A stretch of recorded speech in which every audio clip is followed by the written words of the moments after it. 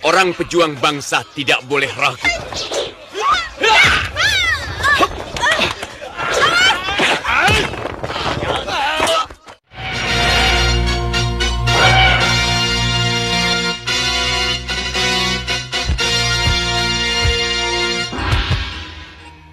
Assalamualaikum warahmatullahi wabarakatuh. Salam silaturahmi. Kembali bersama KJRI TV, channel nostalgia tontonan zaman dulu yang dikemas menjadi alur cerita film. Di episode sebelumnya diceritakan, para pejuang Madangkara yang dipimpin Paman Aragani berhasil mengalahkan komplotan Prabu Mangkubumi yang sempat menguasai Madangkara. Rakyat Madangkara pun berhasil merebut kembali tanah leluhurnya dari kekuasaan kerajaan Kuntala. Setelah itu Brahma dinobatkan menjadi Raja Madangkara yang baru, karena dalam suatu pemilihan hanya Brahma yang berhasil mengeluarkan keris pusaka Madangkara dari sarungnya.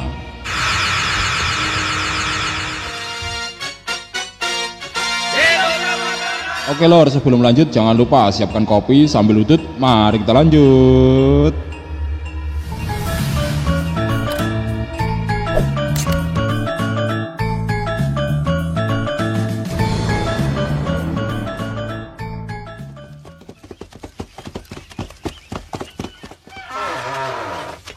Di awal film diceritakan, Kanuruhan Adalepa yang mendapat tugas langsung dari Prabu Kuntala untuk menyampaikan surat damai guna pembebasan Pangeran Damar Kencana akhirnya telah sampai di kerajaan Madangkara dan langsung menghadap sang Prabu baru Madangkara, yaitu Prabu Brahma Kumbara. Dan betapa terkejutnya Kanuruhan Adalepa mengetahui bahwa ternyata yang menjadi Raja Madangkara sekarang adalah Brahma putra tirinya sendiri. Surat Prabu Kuntala benar-benar bijak, sesuai sekali dengan keinginan kita. Tapi ada satu ganjalan. Baru tadi malam, Patihara Gani dan beberapa narapati berhasil menangkap bekas Tumenggung Jayaraga dan pasukannya, mau membebaskan Pangeran Damar Kencana. Namun di sini sempat terjadi ketegangan setelah Kanuruhan Adalepa diberi kabar tentang adanya pasukan Kuntala yang semalam diam-diam menyusup ke ruang tahanan untuk membebaskan Pangeran Damar Kencana. Maaf Sang Prabu, itu semua di luar kebijakan Prabu Kuntala. Dinda Indra Kumala, hadapkan 3 orang itu kemari. Hamba Kanda Prabu. Siapa yang menyuruh kalian? Senopati Gemayun dan Gusti Jayaraga. Kanuruhan, tidak usah berkecil hati. Saya tetap menghargai surat Prabu Kuntala. Tuan beserta rombongan, kami terima sebagai tamu negara. Setelah semuanya jelas, Prabu Brahma Kumbara pun menerima dengan baik Kanuruhan Adalepa beserta rombongan sebagai tamu negara. Saya mengerti. Tuntutan Ananda tidak terlalu berlebihan. Malam harinya tampak Brahma dan Kanuruhan Adalepa tengah berbincang-bincang. Dalam kesempatan itu Brahma menyampaikan maksud dan tujuannya, sementara ini menahan Pangeran Damar Kencana di Madangkara. Saya yakin Baginda Prabu akan memenuhi tuntutan Ananda. Dan Kanuruhan Adalepa pun dengan senang hati setuju atas permintaan Brahma, karena tuntutan Prabu Brahma kepada Kuntala dinilainya tidaklah berlebihan. Mengingat bila sampai terjadi perang kembali antara Madangkara dan Kuntala, selain akan ada banyak korban lagi, biaya perang yang akan dikeluarkan pun jauh lebih besar daripada tuntutan Prabu Brahma Kumbara. Saya tidak bisa membayangkan Ibu Ananda mendengar berita bahwa putranya kini telah menjadi raja. Tak lupa Kanuruhan Adalepa juga menyampaikan rasa bahagianya melihat Brahma saat ini yang telah menjadi seorang raja. Dan pastinya kabar gembira ini akan disampaikan kepada istrinya yang juga ibu kandung dari Prabu Brahma Kumbara. Saya selalu merasa lebih dekat dengan beliau. Saya akan sampaikan semuanya.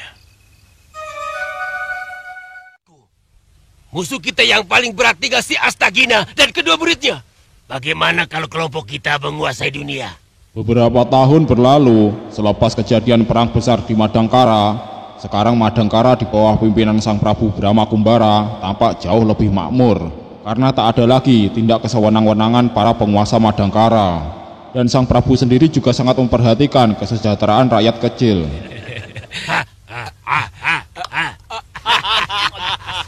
Namun di balik itu semua masih ada gerombolan Durgalapati yang ternyata selamat dari perang waktu itu.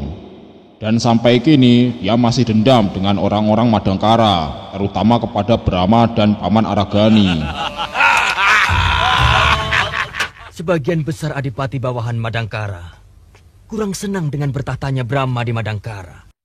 Kita harus mencari pencetus dari persekongkolan ini. Harus ada adipati yang mau menjadi pemula. Itu urusanku. Durgalapati dan komplotannya kemudian merencanakan sebuah rencana untuk menggulingkan Brahma dari singgasananya. Durgalapati berencana menghasut adipati-adipati di wilayah Madangkara yang merupakan masih ada darah keturunan dari Raja Madangkara yang pertama, supaya memberontak kepada Madangkara. Tapi saat ini, kami tidak akan mampu untuk melawan kekuatan Madangkara. Kalau semua adipati bersatu, apa mesti juga tidak mampu? Durgalapati mengawali aksinya dengan menghasut salah satu adipati kenalannya yang berkuasa di Kadipaten Cipaku, bernama Adipati Barnas. Saya kira itu jauh lebih baik daripada kita menjadi bawahan orang yang tidak pantas untuk kita hormati. Dengan modal masalah terah, Durgalapati yang menyamar sebagai seorang tabib dapat dengan mudah meyakinkan adipati yang tidak tahu diri itu, yang sebenarnya harusnya adipati itu bersyukur masih menjabat sebagai adipati. Karena waktu Kuntala menguasai Madangkara dulu, para adipati itu jadi penjilat-penjilat Kuntala. Jangan sampai terulang seperti kejadian di Kadipaten Bumi Alit. Kita bisa bicarakan bersama para adipati yang lain. Durgalapati dan Adipati Barnas kemudian mengumpulkan para adipati-adipati yang lain.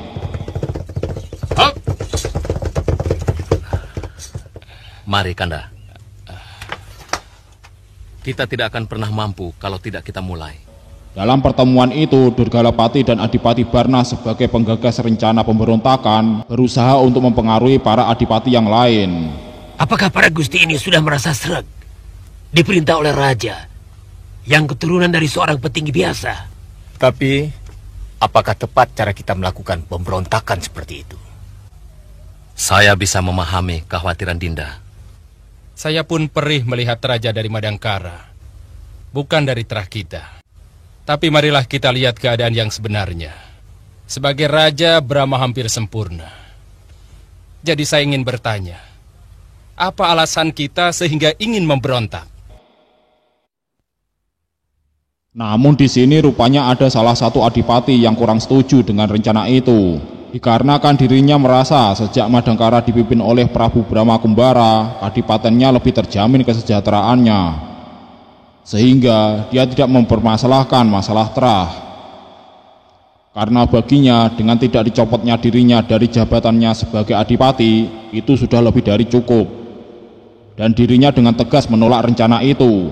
Sehingga dalam pertemuan itu terjadi ketegangan, dan kemudian adipati itu pun memutuskan untuk pergi dari tempat itu, yang kemudian disusul dengan para adipati yang lain. Mengembalikan kejayaan terah itu bukan semata iri, tapi kewajiban suci. Kenapa tidak Kanda lakukan sewaktu orang-orang Kuntala menguasai negeri ini? Karena penguasa Kuntala berdarah biru. Omongan apa itu, Barnas? Kakang adipati ini maunya apa? Mau meluruskan pikiran kita yang sedang kacau oleh hawa nafsu yang tidak pada tempatnya.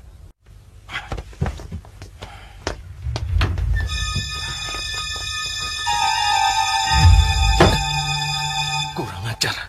Melihat itu maka meradanglah Adipati Barnas. Karena jelas dengan penolakan para adipati itu akan membuat rencananya berantakan. Bahkan bisa jadi para adipati itu akan melaporkan dirinya ke Madangkara. Maka dengan cepat Durgalapati menyuruh anak buahnya untuk menyusul para adipati dan menyelesaikannya. Mereka bisa membocorkan niat Kanjeng Adipati ke Madangkara. Hanya mulut orang mati yang bisa diam.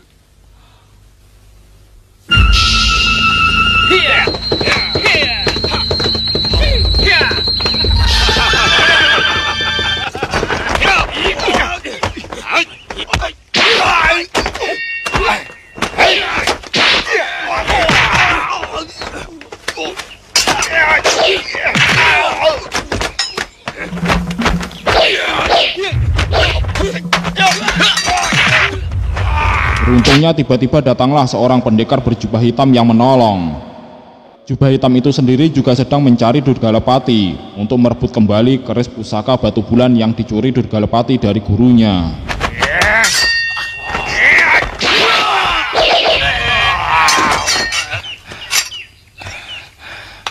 Durgalepati. Siapa yang melakukan ini? Jubah hitam. Kenapa Paman sampai tertarik untuk datang pada pertemuan itu? Satu-satunya adipati yang selamat itu pun kemudian melaporkan kejadian yang dialaminya kepada Prabu Brahma Kumbara. Hamba didatangi seorang pedagang yang sangat santun pekertinya. Terus terang, pada mulanya hamba juga termakan oleh hasutannya. Kejadiannya hampir sama dengan Adipati Bumi Alit Nanda Prabu. Ananda Prabu, kita harus menangkap Adipati Barnas lebih dahulu. Prabu Brahma kemudian menugaskan 2 utusannya menjemput Adipati Barnas untuk menghadap ke Madangkara. Kalau memang itu yang terbaik, Paman Pati. Durgalepati, tunggu. Kamu tidak bisa seenaknya cuci tangan meninggalkan Kadipaten. Sin kemudian berpindah di mana Durgalepati yang mengetahui bahwa rencananya telah berantakan memutuskan untuk segera pergi dari rumah Adipati Barnas dan meninggalkan sang adipati sendirian menghadapi masalah yang pastinya akan terjadi. Sedang sang adipati sendiri terlihat ketakutan atas keputusan Durgalepati yang ingin meninggalkannya. Kematian kedua adipati itu akan menyeretku ke ujung keris. Hamba akan menyusun satu kekuatan yang besar untuk membantu Tuan. Tapi tak selang lama, seperti yang telah dikhawatirkan Adipati Barnas, utusan dari Madangkara pun datang untuk meminta sang adipati menghadap ke Madangkara. Kakang Adipati, ada utusan. Namun yang terjadi sungguh di luar dugaan. Adipati Barnas tidak sudi menghadap ke Madangkara dan dia memutuskan untuk mengakhiri hidupnya sendiri daripada harus menghadap ke Madangkara. Tidak akan ada yang bisa menyentuhku dengan hukum. Pantang dihukum oleh keturunan jelata. Kakak! Kakak! Dia merasa lebih terhormat dengan memilih mati di tangannya sendiri. Ternyata dunia ini sempit, Durgalepati. Sementara itu Durgalepati yang berniat pergi dari Kadipaten Cipaku di tengah jalan bertemu dengan seorang pendekar golongan hitam yang memang sedang mencarinya untuk merebut keris batu bulan yang dibawa Durgalepati. Maka terjadilah pertarungan sengit antara mereka berdua yang memang memiliki kesaktian yang hampir sama. Sampai akhirnya kedua pendekar golongan hitam itu pun sama-sama tewas oleh serangan lawan masing-masing. Kau sengaja korbankan aku hanya karena kau ingin memiliki keris itu sendirian. Sabar lu, Karpo, karena aku harus menyusun kekuatan. Bajingan.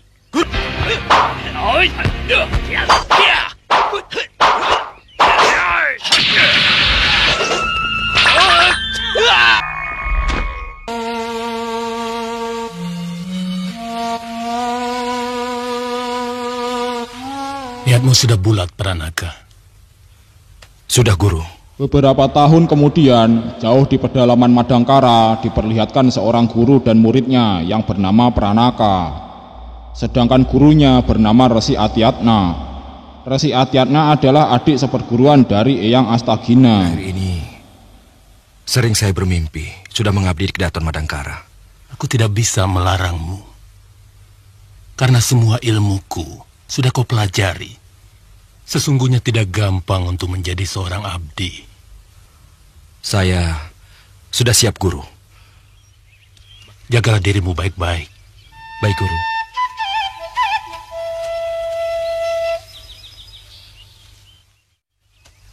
Kekuatan apapun tidak akan mampu menggoyahkan kekuasaan Brahma Kumbara di Madangkara.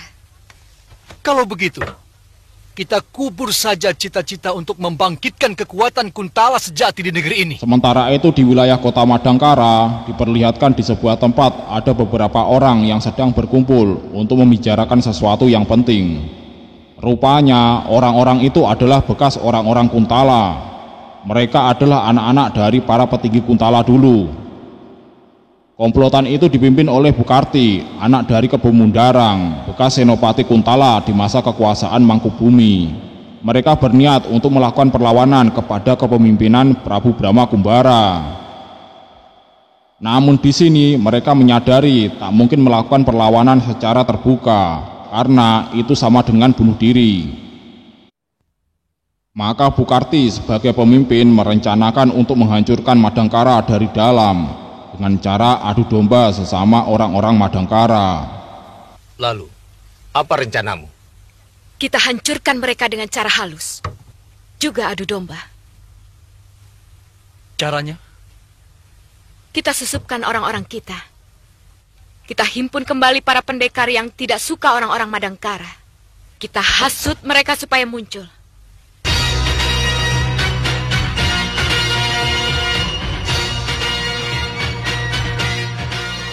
Bagaimana kisah selanjutnya? Oke lor, nantikan kelanjutannya di episode berikutnya. Terima kasih telah menonton. Wassalamualaikum warahmatullahi wabarakatuh. Salam silaturahmi.